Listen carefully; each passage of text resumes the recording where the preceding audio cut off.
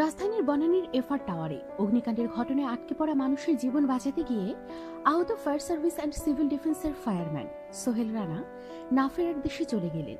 টানা 11 দিন মৃত্যুর সঙ্গে লড়ে গতকাল রোববার বাংলাদেশ সময় দিবাগত রাত 2:17 সিঙ্গাপুরের জেনারেল হাসপাতালে সোহেল শেষ নিঃশ্বাস ত্যাগ করেন।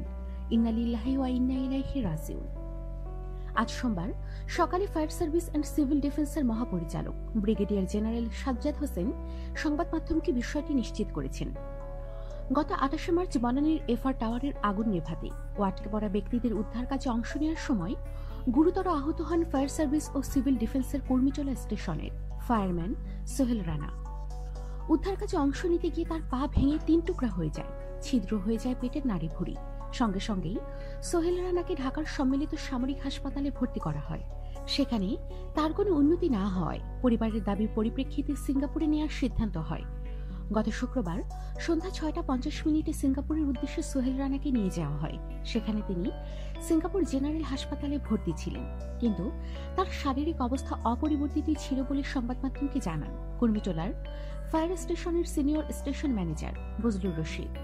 সোহেল রানা কিশোরগঞ্জের ইটনা উপজেলার চৌগাঙ্গা গ্রামের বাসিন্দা।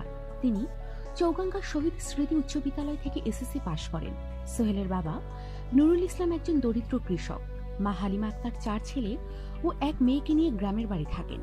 4 ভাইয়ের মধ্যে সোহেল সবার বড়।